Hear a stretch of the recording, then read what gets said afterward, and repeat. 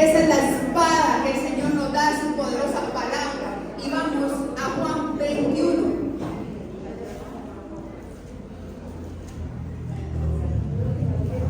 Esta es la segunda parte de la serie de enseñanzas bíblicas titulada 153 veces. Y leo para ustedes Juan capítulo 21, versículos del 1 al 14. ¿Me escuchan bien? ¿Sí? Leo para ustedes. Después de esto, pongamos mucha atención. Si usted ve el título, dice: Jesús se aparece a 7 de sus discípulos. Después de esto, Jesús se manifestó otra vez a sus discípulos junto al mar de Tiberias. Y se manifestó de esta manera. Estaban juntos Simón Pedro, Tomás, llamado el Dídimo, Natanael, el de Caná de Galilea, los hijos de Zebedeo y otros 2 de sus discípulos. Simón Pedro les dijo: voy a ir a pescar. Ellos le dijeron: vamos nosotros también contigo. Fueron y entraron en una barca, y aquella noche, ¿qué pasó? No pescaron nada. Cuando ya iba amaneciendo, se presentó Jesús en la playa, mas los discípulos no sabían que era Jesús. Y les dijo: hijitos, ¿tenéis algo de comer? ¿Y qué respondieron ellos? No. Él les dijo: echad la red a la derecha de la barca y hallaréis. Entonces la echaron y ya no podían sacar por la gran cantidad de peces. Entonces aquel discípulo a quien Jesús amaba dijo a Pedro: ¡es el Señor! Simón Pedro, cuando oyó que era el Señor, se ciñó la ropa porque se había despojado de ella y se echó al mar. Y los otros discípulos vinieron con la barca arrastrando la red de peces, pues no distaban de tierra sino como 200 codos. Al descender a tierra, vieron brasas puestas y un pez encima de ellas, y pan. Y Jesús les dijo: traed los peces que acabáis de pescar. Subió Simón Pedro y sacó la red a tierra llena de grandes peces, 153. Y aún siendo tantos, ¿cómo lo que pasó? Aún siendo 153 peces grandes, ¿qué pasó? La red no se rompió. Le dijo Jesús: venid, comed. Y ninguno de los discípulos se atrevía a preguntarle: ¿tú quién eres?, sabiendo que era el Señor. Vino pues Jesús y tomó el pan y les dio, y asimismo del pescado. Esta era la tercera vez que Jesús se manifestaba a sus discípulos después de haber resucitado de los muertos. Amén. Jesús se le apareció después de haber resucitado a más de 500 personas. En gloria se mostró después de vencer la muerte, el pecado y la enfermedad. Después de avergonzar a Satanás, Él en gloria se le mostró a más de 500 personas. Se presentó alrededor de unas 11 veces, y esta fue la tercera vez en que Él se presentó a sus discípulos. Amén. La serie 153 veces que estamos dando este mes de julio va a marcar un antes y un después en la vida espiritual de cada aquel que la crea. Esta serie de enseñanzas es más que una enseñanza bíblica, es una transformación espiritual. Amén. En aquel que crea la palabra, en aquel que obedezca la palabra, en aquel que camine en la palabra.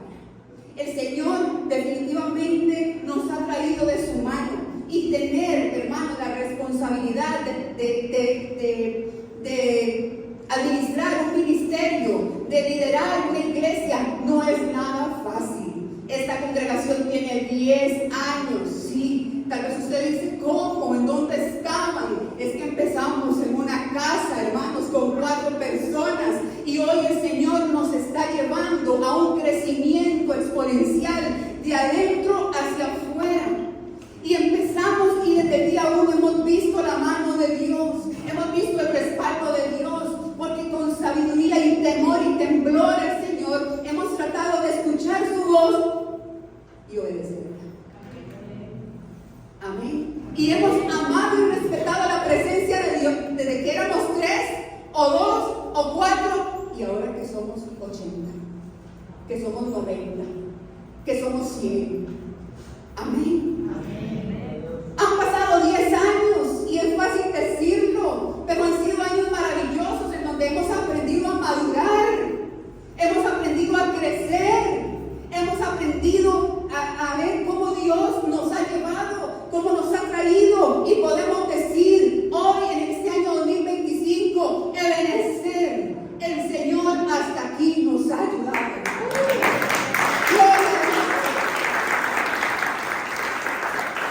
Conforme nace el ministerio, cuando nace el ministerio y empieza a crecer el ministerio va tomando una forma. Y la iglesia, el remanente, es una iglesia cristocéntrica. Siempre clamamos porque queríamos una iglesia para Cristo aquí en Portegolpe y para los lugares aledaños, que fuera una iglesia familiar. Le orábamos y le clamábamos a Dios para que fuera una iglesia de discípulos, de personas con una vida y un pasado el cual el enemigo por muchos años los dejó ciegos, pero el Señor viene a darles una vida nueva, y no cualquier vida, una vida de abundancia. Y con esfuerzo, conforme vamos creciendo, es como un bebé, va necesitando otro alimento y otro alimento y otro alimento. Y los fundamentos de la iglesia remanente son 3. Y la primera base fuerte que trabajamos fue Biblia pura. Biblia pura. El segundo fundamento es y ha sido la oración viva. Y el tercer fundamento, hemos trabajado en la fraternidad. Porque aunque todos somos diferentes, todos somos necesarios. Y aunque todos somos necesarios, hermanos, todos nos necesitamos los unos a los otros. Esto es la iglesia. Amén. Tenemos una pasión por las almas. Aquí el más importante es el perdido. Aquí el más importante es el afligido. El más débil es el mejor de Dios para nosotros, es el mejor para Dios. Es el que más necesita la iglesia. Amén. Amén. El Señor nos instruye a amar las almas perdidas. El enemigo ha ganado terreno por años, cegando a las familias, teniéndolas abatidas, metidas en una cárcel, presas las familias, las relaciones con los hijos, las adicciones, los vicios, las mentiras, el engaño, la prostitución. Es esto que ofrece el mundo. Eso es lo único que ofrece. Pero gloria a Dios, porque el Señor vino a darnos vida y vida en abundancia. Y todo eso es a través de la predicación y la acción de la palabra de Dios. En cada temporada hemos visto el respaldo de Dios. Y la iglesia, como dije al inicio, es un organismo vivo, porque solamente algo vivo va a dar vida. ¿Estamos de acuerdo? ¿Y cuál es la característica de algo cuando está vivo? Se mueve, se mueve. Si usted se ha sentido cómodo en su vida espiritual, usted ni fu ni fa, ahí no hay un crecimiento espiritual. Pero siempre cuando el Señor te quiera bendecir y siempre cuando el Señor quiera derramar sobre ti su gloria, Él lo primero que va a hacer va a ser incomodar. Como el pueblo de Israel. El pueblo de Israel estuvo 400 años esclavo en Egipto. Cuando ellos entran al desierto, era parte de la ruta hacia la tierra prometida. Y en el desierto, el Señor, dice la palabra, que ponía un Shekinah, era la nube de gloria, que era la nube de gloria, se movía, y ellos, como andaban en tiendas, levantaban las tiendas y decían, vamos a la dirección de la nube de gloria. El Señor nos está llamando a salir de este pueblo, a llegar a esta otra zona, pero la ruta está clara. Vamos para la tierra prometida. Y vamos dirigidos por el Rey de Reyes. Y hoy eso es lo que está ocurriendo en la iglesia el Shekinah se está moviendo y nosotros vamos a tomar las tiendas y vamos a caminar donde el Señor está derramando su gloria. Amén. El pastor la semana anterior nos habló de la importancia de reforzar 3 nudos de esa red, como iglesia, como hijos de Dios, como seres humanos, como miembros de una familia. Eso es bueno y aplica para todo, no solamente como iglesia, aplica en su matrimonio, aplica en su familia. Y el Señor hablaba a través del pastor la importancia de reforzar el amor, el cuidado y la unidad. Eso está en el corazón de Dios. Y hoy yo voy a hablar de los fundamentos que siempre han identificado a esta iglesia. Número 1, Biblia pura. ¿Qué les preguntó Jesús en Juan 21 a esos discípulos? En gloria. Él estaba revestido en gloria, resucitado en gloria. Quiero que lo imaginemos. Estaba en la playa cocinando un pescado a las brasas mientras aquellos habían ido de vuelta al mar, habían pasado toda la noche pescando, pero no pescaron nada. ¿Cuál fue la pregunta que les hace? Primero, no le dice Simón Pedro, no le dice Juan, tampoco le llama así, le dice hijitos. No le dice hijitos, le dice hijitos. O sea, qué amor tan grande. Y les hace la pregunta: ¿tienen algo para comer? ¿Y qué les responden? No. Hermanos, ellos estaban de pesca. Y no porque iban de hobby, se fueron de pesca, porque no tenían que comer, no tenían dinero. Y Pedro se acordó de que lo único que sabía hacer antes de Cristo era pescar, y se fueron al mar y no había comida. Yo le quiero hacer una pregunta: ¿usted ha pasado hambre en algún momento? Tal vez dice: no, gracias a Dios en mi familia nunca escaseó de alimento, pues gloria a Dios. Pero tal vez llega el doctor y le dice: te tengo que hacer exámenes médicos y ocupo que no coma 24 horas. Y a la hora quinta usted las tripas, brrr, y eso parece un tráiler en cambronero fregando, ¿o no? Y usted deseando que le hagan el examen, ¿verdad? Y termina el examen y se come el pinto, el huevo, el queso, el salchichón, el maduro, la avena, el café, que no se pudo comer.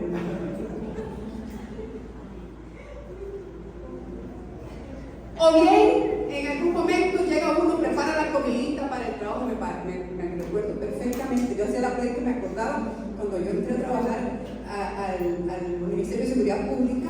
Mi primer día de trabajo, hermanos, como funcionaria pública, yo llevo mi carrito de comida, ¿verdad? Porque yo tengo que llevar mi comida. No había recibido salario mucho tiempo, era una muchacha que de 22 años, algo así tenía. Y llevo ahí mi comidita, pero yo no conozco nada, me presentan un jefe, me presentan otro jefe, y yo con la tarjeta de comida aquí, para allá, para allá, para acá, de oficina a oficina. Cuando dicen es hora del almuerzo, la abro, estaba. Y la panza, brrr, y no conocía a nadie en ese lugar. ¿Qué dice? Aguantes, Andrea, hasta que llegue a la casa, ¿verdad? Y aguanté como las muchachas. ¿Sabe por qué, hermanos? Porque no tenía plata. Era mi primer día de trabajo y no había remuneración aún. Pero cuando llegué a la casa, mami, se me puso: tome, mi amor, tome triple picadillo, cómase los niños. Son contextos diferentes, pero qué duro es pasar hambre sin que usted tenga dinero para comprar comida y comida. Ahí cambia todo. Yo les he contado que vengo de una familia acomodada, ¿verdad? Somos 6 y en un cuarto nos acomodábamos 6, como ese hermano Sixto Porras. Hermanos, yo no sé cómo hizo mi madre, porque ninguno de los papás de nosotros, somos 6 hijos y somos de 5 padres, imagínense, y ninguno se responsabilizó de nosotros. Fue sola mi mamá. admiro a esas mujeres. Me quito el sombrero y oro, siempre las bendigo y pido a Dios toda la bendición sobre esas mujeres que sacan adelante a sus hijos en un apoyo de una figura paterna. Admiro a esas mujeres. Y mami se sentaba a la mesa, no había nacido mi hermana menor, y recuerdo que le decía a mis hermanos mayores: vayan y compren una piña de pan. ¿Se acuerdan? Aquí. La piña de pan eran 10 bollitos de pan. Nosotros éramos 5 con mi mamá, 6. Entonces la primera que se sentaba a la mesa, ¿quién cree que era? Porque aunque era la menor de los mayores, era la que parecía de él. Entonces mami nos servía un jarro de café con 3 cucharadas de azúcar. Ahí nadie padecía diabetes, no había triglicéridos, no, de verdad éramos muy sanos. Agarraba el pan, le echaba mantequilla y partía los 2, 4, 6, 8, 10 y le daba 2 bolitos de pan a cada uno. Y como era la más grande, yo soy la más grande de mis hermanos, pero la más pequeña en edad, yo me lo terminaba primero. Y era la última que se iba a la mesa, pues yo esperaba, y yo dije que Paola dije algo, yo no sé por qué yo parecía de hambre. Y Paola a veces dejaba la puntita del pan, y entonces yo volvía a ver a mi mamá, y mi mamá me decía si me daba permiso o no. Cuando mami hacía así, entonces yo agarraba la punta que dejaba Paola, o la otra más flaca, porque yo era más grande, la más ancha.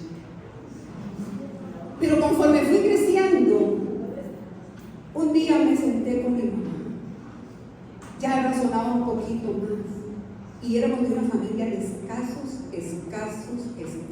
recursos. Y recuerdo, yo puse a pensar y le puse a contar los bollos del pan. Entonces, si yo me comía el bollo que Paola dejaba, ¿qué comía mi mamá? Muchas veces mi mamá se quedó dijo, probablemente, para darle de comer a nosotros. De todo hizo mi madre.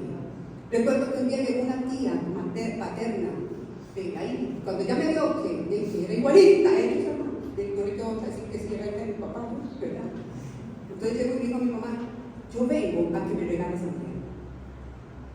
Y me llevó a la casa de ella, tenía como 10, 11 años, y me enseñó un dormitorio atrás. Y dijo: aquí vas a vivir, yo te voy a comprar zapatos, yo te voy a comprar comida, yo te voy a comprar una bicicleta, yo te voy a llevar, te voy a cambiar de esa escuela. Yo estaba en una escuela en el puro centro de San José, vivíamos en un barrio de San José. Ese día yo llegué a mi casa, era una niña, y me empezó a dar mucha fiebre. Y esas mamás que no se les va nada, ¿verdad? Me dice: usted, ¿quién le dijeron dónde se iba? Me dio una depresión. Y al día siguiente mi tía entró y le dijo: regáleme a Andrea. Y mi mamá le dijo: no, ella es mi hija. Y no regaló ni a Andrea, ni a Suyén, ni a Wendy, ni a Paola, ni a Cristi, ni a Alex. Y sola alimentó a sus hijos. Y hoy doy fe que ahí no era sola ella. Era el Señor el que proveía en esa mesa. Era el Señor el que nunca permitió que hiciera algo falta de mí. Hermanos, estos discípulos no fueron de hoy a pescar. Había hambre, no tenían que comer, pasaban por un momento difícil porque Jesús lo habían crucificado. Y en Juan 6 encontramos uno de los milagros más vistosos de la parábola. Estaba el Señor Jesús predicando a la multitud y eran alrededor de 16,000 personas que recibieron el mensaje. Y llegan los discípulos y le dicen: maestro, despídenos porque tienen hambre. Y llega Jesús y le dice a uno de sus discípulos, a Felipe: ¿sabes, Felipe, qué vamos a hacer para darles de comer? Y llega Felipe y le dice: yo solo tengo 200 denarios y eso no alcanza para nada porque eso es una multitud. Y llega Andrés y le dice: Jesús, ahí hay un muchacho que tiene 5 panes y que tiene 2 peces. ¿Y qué le dijo Jesús? No respondió lo mismo que dijo Felipe, ¿verdad?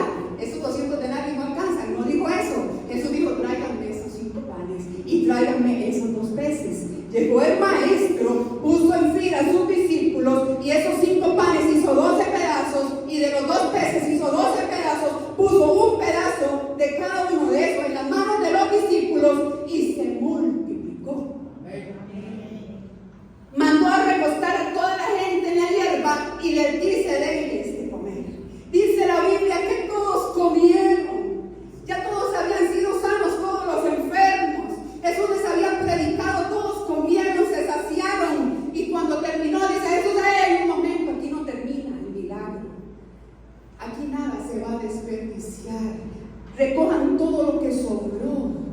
porque aquí el desperdicio en los milagros no es parte de él. Y fueron 12 cestas las que llenaron. Hermano, había hambre también. ¿Sabe algo? El Señor está interesado en que en tu mesa y en la mía nunca haga falta absolutamente nada. El Señor te importa que tú estés bien, que a nuestros hijos no les haga falta absolutamente nada, porque Él es un Dios completo e integral. El Señor no solamente tiene salvación y tiene sanidad, el Señor también tiene bendición para sus hijos.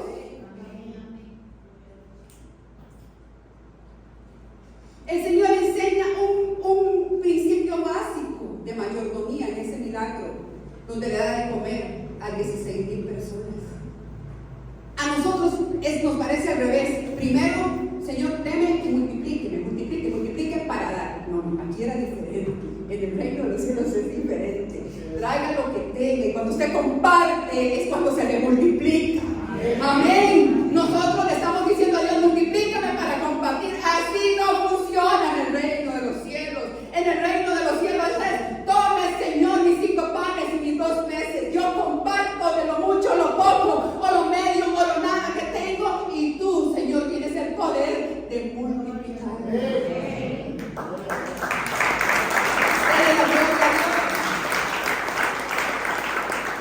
Y cierra el Señor diciendo: en un buen mayordomo no puede haber desperdicio. Aplica para todo, no solamente para el alimento, aplica para el tiempo, para el dinero, para el recurso. ¿Qué hacemos con lo que Dios pone en nuestras manos? ¿Qué hacemos con nuestra vida? ¿Cómo estamos administrando la vida que Dios nos da? ¿Qué toxinas dejamos entrar en nuestros pensamientos, en nuestro corazón? ¿Cómo compartimos el tiempo que es tan valioso, hermanos? Una llamada telefónica ahí a mamá, a papá, o sea, escuchen, un acercamiento a mamá, a papá, hijos. Ustedes también se tienen que acercar a sus padres, padres. Ustedes también se tienen que acercar a sus hijos. ¿Cómo estamos administrando lo que Dios nos da? Porque una persona, cuando es mayordomo, sabe que le tiene que dar cuentas a Dios. Un mayordomo es el que administra todo. Y de vez en cuando llega el dueño de todo y el dueño le dice: bueno, ¿cómo va todo? ¿Cómo están los hijos? ¿Cómo los está administrando? Ah, sí, porque es que esos hijos no son tuyos, son míos. Pues yo le di permiso a usted de administrar a esos hijos, pero dice Jesús: pero esos hijos son míos. ¿Les estás hablando de mí, que yo soy el dueño de ellos? ¿Cómo está administrando sus finanzas? El Señor va a llegar, el mayordomo, y nos va a pedir cuentas. Y va a decir: jóvenes, ¿qué están haciendo ustedes por sus vidas espirituales?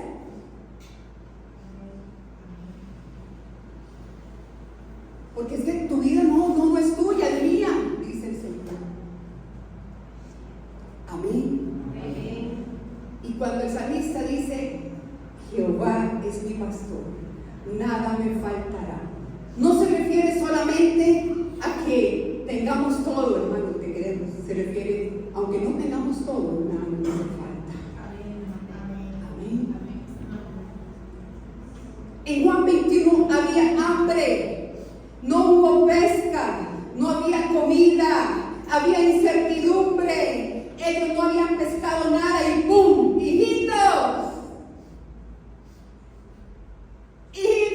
cuando ellos tenían hambre, incertidumbre y escasez, ya Jesús en la playa tenía instrucción, tenía provisión, tenía dirección, tenía visión.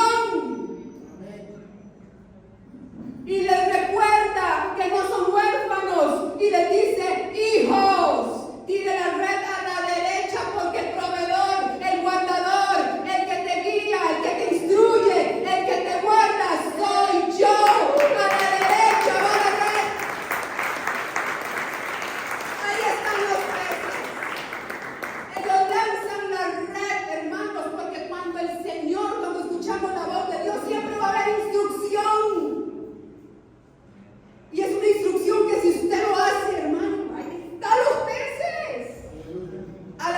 derecha, ahí están. Ahí estaba la instrucción. El Señor nos recuerda en esta mañana quién es el que te da las fuerzas para ir a trabajar. ¿Quién te da las estrategias para hacer ese negocio? ¿Quién? Haga una reflexión interna.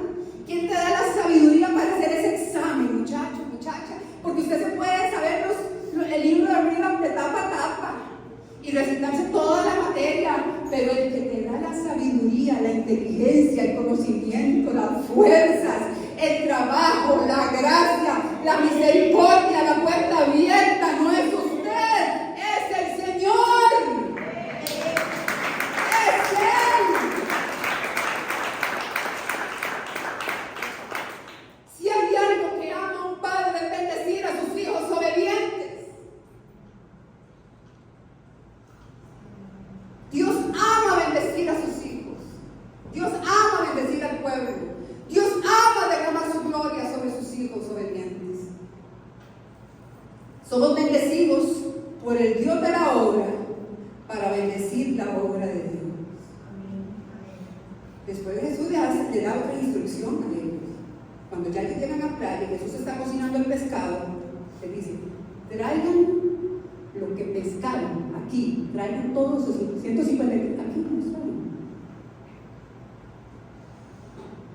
La primera pregunta fue: ¿tienen algo que comer? Y después le da una instrucción: tiren la red. Y después de que tiren la red, traigan todo lo que pescaron.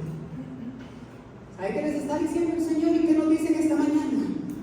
Todo es mío. Porque de Jehová es la tierra y su plenitud, el mundo y los que en él habitan. Todo es mío. Y todo lo que tengo el Padre me lo ha dado. Y todo lo mío es de ustedes. Es de ustedes. Como le dijo el padre al hermano mayor del hijo pródigo, que estaba afuera enojado y no quería entrar a la fiesta, y el padre sale, dice en Lucas 15, que sale y le busca y dice: hijito, entre a la fiesta. Y el hijo está enojado: ¿cómo hiciste fiesta, mi hermano menor, si es que había gastado su herencia? Hijo, tú estás conmigo y todo lo mío es suyo.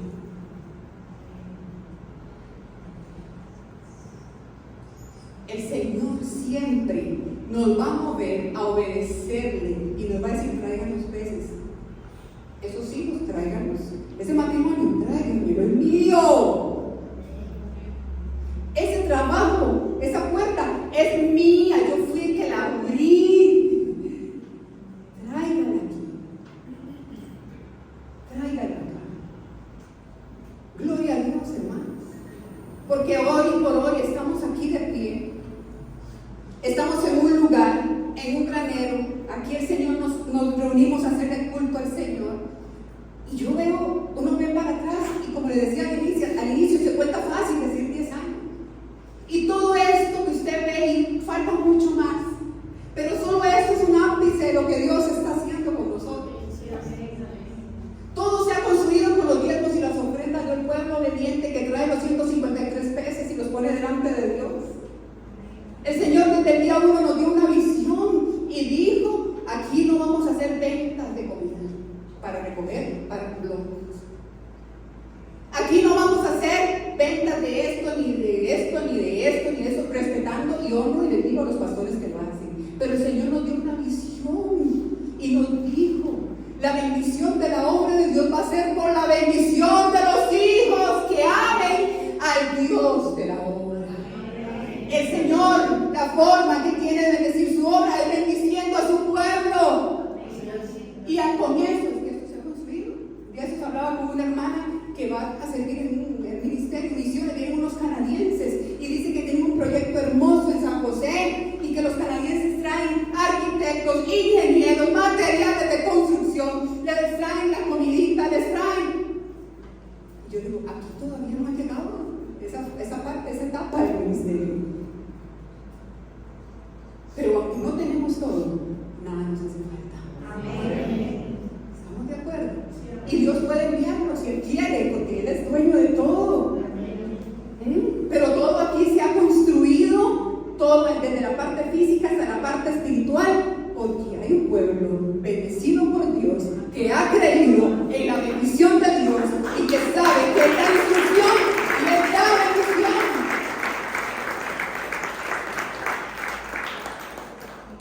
Hermanos, cuando venimos a dar al ministerio el buen samaritano, los hermanos, claro, la conocen, tiene que parecer que hermanos. Yo se me la presta un momentito, si yo soy esta. Y hermano, Esteban.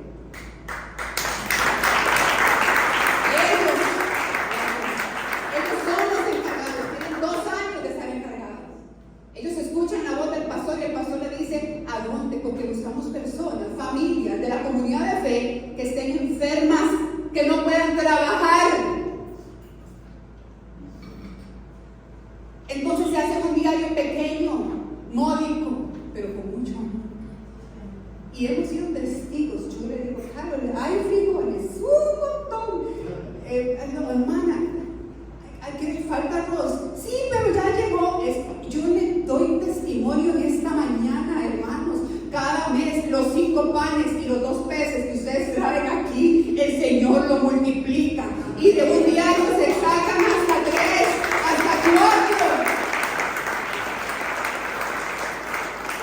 Dios les da a ellos esa capacidad de administrar.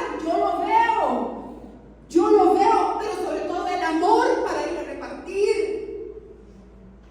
Hermanos, si Dios le bendice a usted con 153 pesos, separe los 15 pesos que son de Dios y agarre uno y tráigalo al alfolí.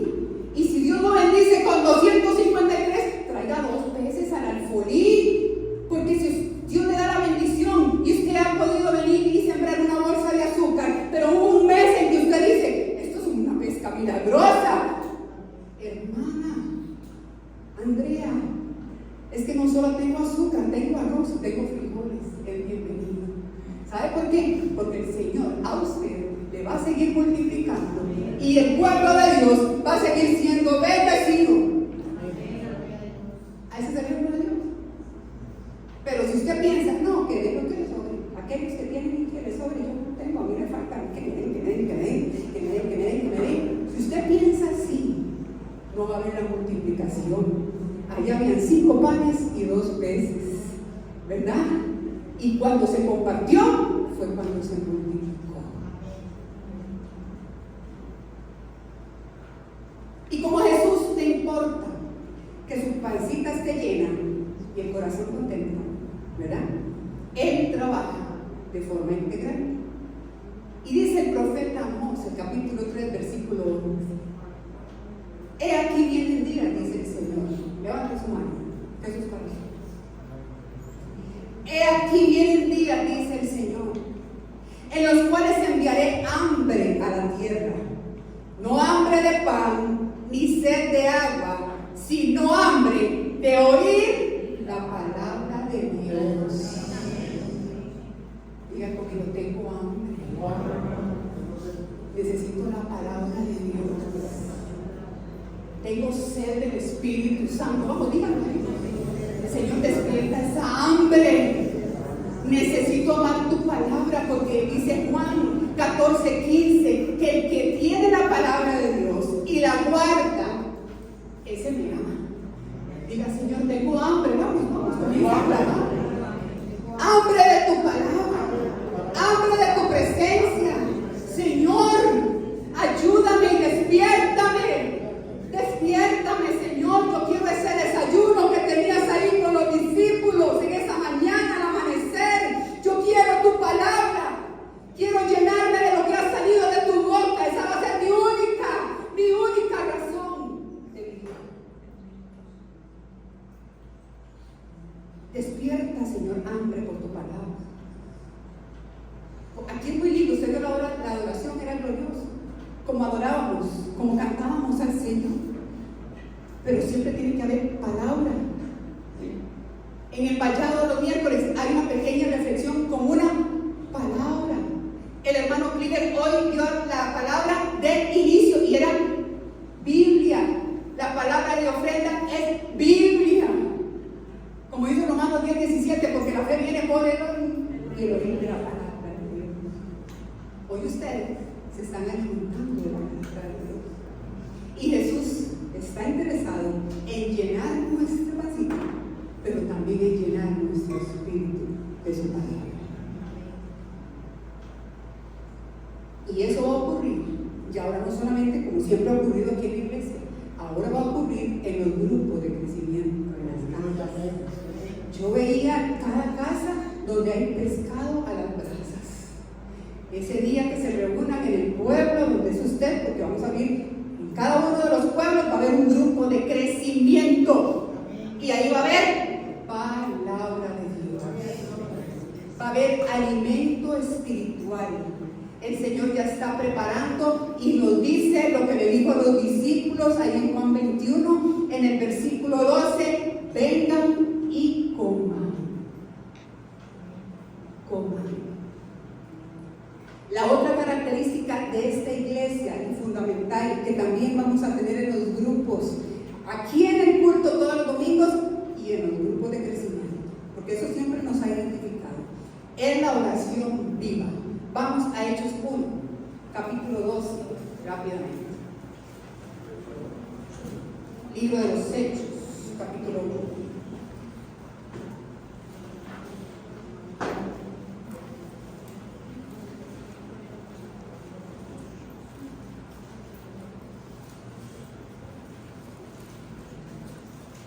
Hechos 1:12.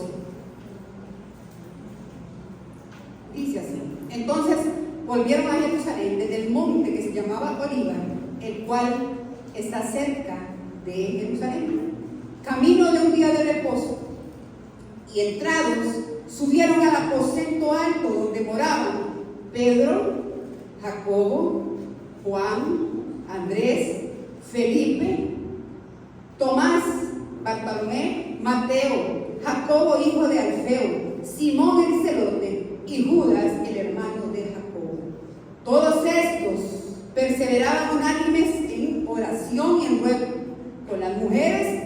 Y luego, ¿quién estaba ahí? ¿Quién estaba ahí? María, la madre de Jesús, y sus hermanos. O sea, la familia de Jesús biológica, hermano, se hizo de la iglesia primitiva. Ahora vamos al libro, ahí mismo Hechos 2, 1.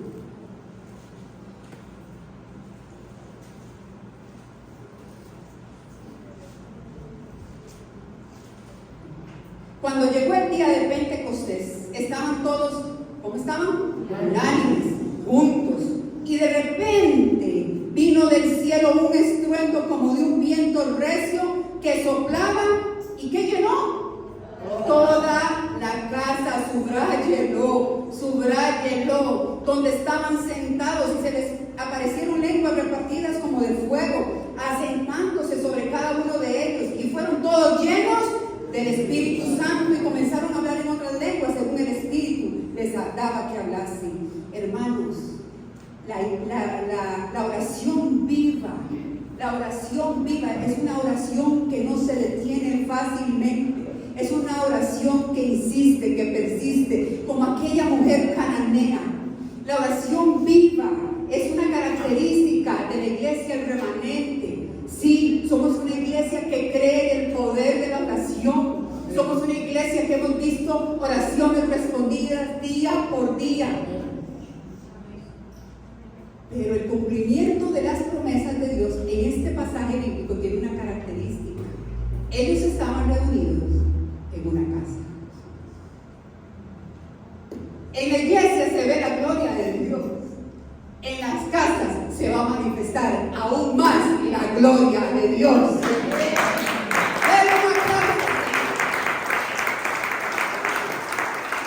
El cumplimiento de las promesas de Dios, ellos no lo recibieron. Ese es el Espíritu Santo. Jesús les había hablado de una promesa que iba a llegar el Espíritu Santo. Y Jesús no les dijo que no lo recibieron en el monte de los olivos, donde era el lugar de oración. Ahí no recibieron la promesa. Tampoco en la sinagoga, que era el lugar de predicación. ¿A dónde recibieron el cumplimiento de la promesa? En la casa. En la casa donde estaban reunidos. ¿Cuántos quieren ver la gloria de Dios en sus casas, en esos grupos de crecimiento? Vamos, levante su mano. ahí hay cumplimiento de promesas, si usted lo cree en el nombre de Jesús. En las casas vamos a orar unos por otros. En las casas mi petición va a ser la tuya, Alex. Y usted va a orar por mi petición y yo por la suya. Entonces ya no va a haber egoísmo, porque nosotros somos yo, mi hija, bendíceme, cuídame, pero va a cambiar todo. Ahora sí, bendice a Alex, bendice y cuida a Alex, ábrele puertas a mi hermano. Y mientras tanto otro está orando por mí. ¿Y qué hace el Señor? Abre los cielos y quita de nosotros todo egocentrismo, quita de nosotros toda idolatría, quita de nosotros todo orgullo y aprendemos a amarnos, a perdonarnos, a respetarnos, sobre todo a tolerarnos.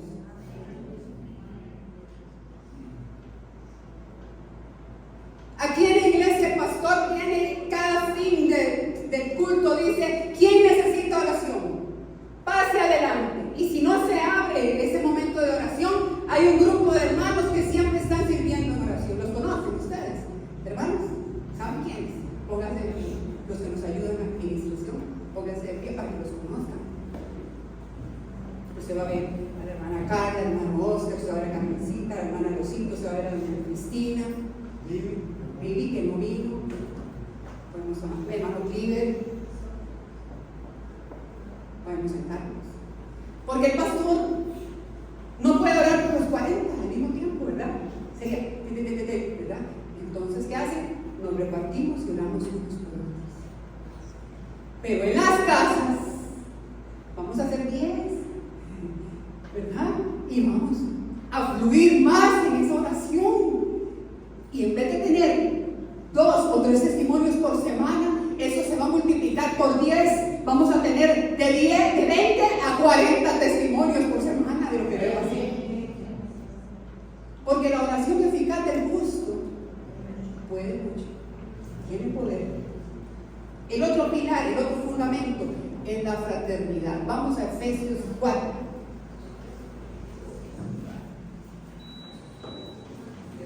¿Fue la luz? Y ya vi.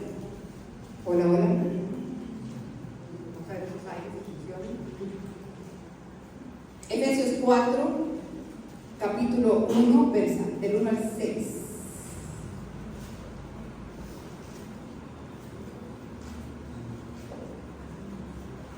Amén. Yo pues, preso en el Señor, os ruego que andéis como es digno de vocación con que fuisteis llamados, con toda humildad y mansedumbre, soportándoos con paciencia los unos a los otros, ¿en qué? En amor, solícitos en guardar la unidad del espíritu, del vínculo de la paz, un cuerpo, un espíritu, como fuisteis también llamados en una misma esperanza de vuestra vocación, un Señor, una fe, un bautismo, un Dios y Padre de todos, el cual es sobre todos, por todos y en todos. Vamos a fraternizar. Vamos a amarnos, a cuidarnos. Eso siempre ha sido la esencia de esta congregación, solamente que ahora va a ser en las casas. Amén. ¿Usted ha sentido hoy, en esta mañana, el amor de Dios? Levante su mano. Sinceros. ¿Usted ha sentido la presencia? ¿Está sintiendo su presencia? ¿A cuántos el Señor les está hablando? Levante su mano. ¿Cómo te ama y me ama el Señor? El Señor en esta mañana nos está cuidando, nos está llamando. El Chequiná se está moviendo. Ya no puedes continuar en ese estilo que llamas vida. Es tiempo que generes un cambio. Jesús mismo te está llamando y te está diciendo: hijita, porque tienes hambre, porque estás buscando ahí lo que yo tengo aquí.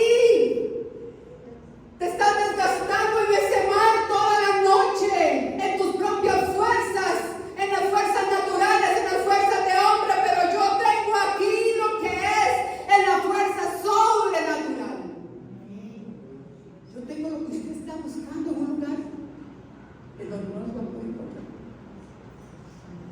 tengo alimento, yo tengo sanidad, yo tengo salvación. Escuche, levante su mano si usted está necesitando eso.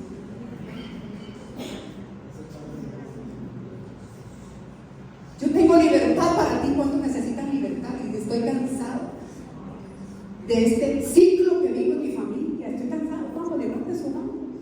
Aquí está el Espíritu de Dios. No se distraiga. Los hermanos están trabajando en su servicio. Cierre sus ojos y dígale: Señor, yo necesito que me hables en esta mañana. Necesito generar un cambio en mi vida, en mi matrimonio. Señor, ya no quiero esto. Señor, toda la noche fui a pescar y no pesqué nada, porque el mundo, Señor, solamente me ofrece la muerte, vistiéndomela de vida. Aquí está el amor de Jesús.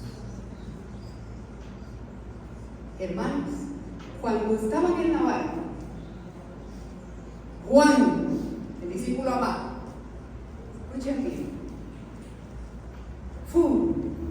dijo: ese es Jesús, el resucitado. Y Juan dice: es Jesús. Pedro andaba sin ropa, se fue a pescar y se había despojado su ropa. Inmediatamente Pedro se puso la ropa y comenzó a nadar. Si usted lee ahí mismo en Juan 21, Pedro no dice vamos a pescar, Pedro dice yo voy a ir a pescar. Escucha bien, él lo dijo en primera persona: yo voy a ir a pescar. Pero ya Pedro era libre, ya sobre Pedro había una palabra. Y ahí mismo todos hicieron lo mismo que hizo Pedro. Dice: nosotros también vamos a ir a pescar. Si Pedro hubiese dicho voy a ir a orar, ¿qué creen que harían todos los discípulos? Se van a orar, porque ya era un líder. Usted es el líder de su casa, usted es el líder de su familia, y sus hijos van a hacer no lo que usted les diga que hagan, sino lo que la miran hacer usted. ¿Qué sintió Pedro, hermanos, cuando Juan le dijo: es Jesús el que nos está llamando?